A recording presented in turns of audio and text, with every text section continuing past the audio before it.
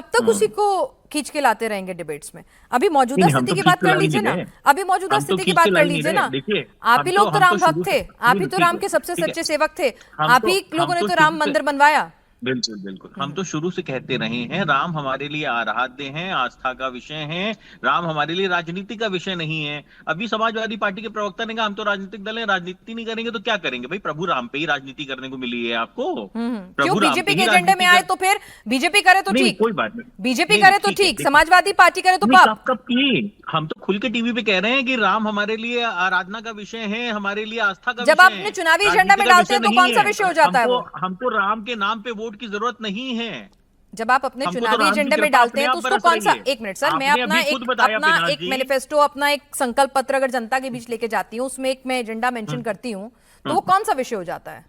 मुझे समझा दीजिए। हम आपने अभी खुद बताया कि राम की कृपा 2014 से बरस रही है इंडिया के ऊपर, 2017 से उत्तर प्रदेश में बरस रही है, 20 राज्यों में बरस रही है राम की कृपा। तो हमको राम का नाम इस्तेमाल करने की क्या जरूरत है? सर थोड़ा सा इन पे भी बरस रहा है कृपा भाई, ये भी राम की शरण में जा रहे हैं, इन पे भी कृपा बरस जाए, इन्हें मौका मिला है। सिद्धार्थ जी, एक वाजिब सवाल जो डॉक्टर सतीश प्रकाश ने उठाया है, मैंने ये सवाल का जवाब जानने की रोहित जी से कोशिश की, पर वो इतिहास के पन्नों में चले गए। उम्मीद करूंगी कि आप वर्तमान में आ जाइए। अच्छा ठीक है रोहित जी, आप बता दीजिए, फिर सिद्धार्थ जी के पास चले जाऊंगी।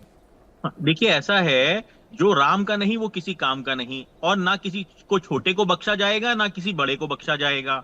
और आप ये चीज तो पूरी अपनी दिमाग से निकाल दीजिए, और देश का हर सनातनी निकाल दे कि सरकार किसी भी व्यक्ति को जो दोषी होगा उसको बख्शेगी। एसआईटी का गठन हो चुका है, एफआईआर दर्ज हो चुकी है, कार्रवाई शुरू हो चुकी है, 8 लोग जेल के पीछे हैं, और जरूरत पड़ी तो जितने जरूरत पड़ेगी उतने जेल के पीछे योगी जी, इसी बात के लिए उनकी सरकार जानी जाती है कि लॉ एंड ऑर्डर बहुत अच्छा रहता है, इंस्टेंट एक्शन होता है, किसी को बख्शा नहीं जाता।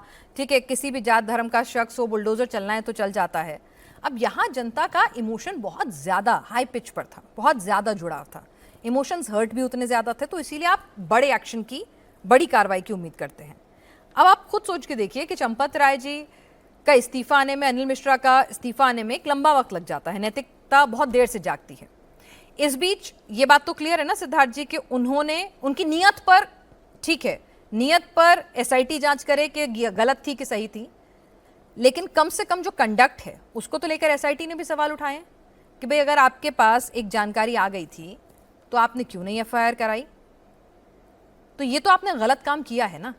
तो इस संदर्भ में चंपत जी पर क्यों नहीं कोई एफआईआर दर्ज होती? देश का कानून सिद्धार्थ जी आप मुझसे बेहतर जानते होंगे।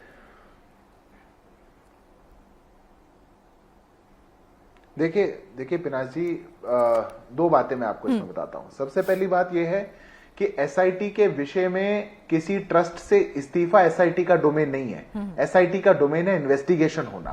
ट्रस्ट से इस्तीफा चंपत राय जी ने खुद दिया, उनके साथी ने भी खुद दिया। अगर एफआईआर दर्ज हो जाए, कोई जेल में चला भी जाए, तो भी ट्रस्ट से इस्तीफा, उससे एक अलग पक्ष होता है। तो दोनों पक्षों को तो पहली बात जोड़ा नहीं जा सकता।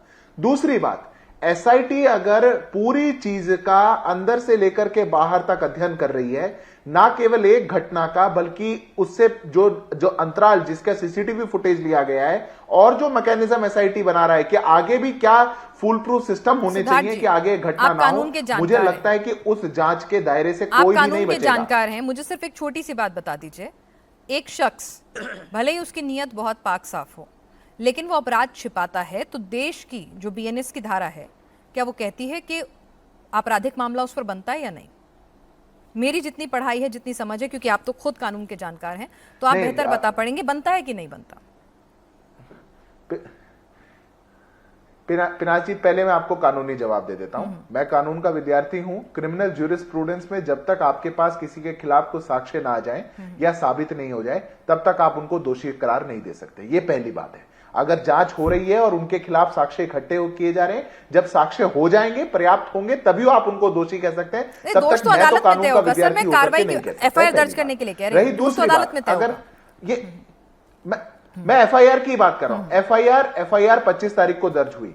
एफआईआर में पूरी घटना अप्रैल से लेकर के शुरू होकर के आज तक की घटना जांच के दायरे में एक ही एफआईआर। आपको इस केस में मल्टीपल एफआईआर की जरूरत नहीं है। जिस 5 तारीख की घटना का आप उल्लेख कर रहे हैं, जिसमें पुलिस को भी सूचित किया गया था, जिसमें कुछ पैसों की रिकवरी की बात कही जा रही है, जिसमें पैसे वापस ट्रस्ट के अकाउंट में जमा करने की बात की जा रही है, उसमें कौन शामिल था, किसका क्या रोल था, किसने रिटर्न किसको कहा, क्या कहा, किसने वर्बल क्या कहा, इस एफआईआर में जांच में आ जाएगा। ये कहा हुआ कि इस एफआईआर की जांच के बाहर है।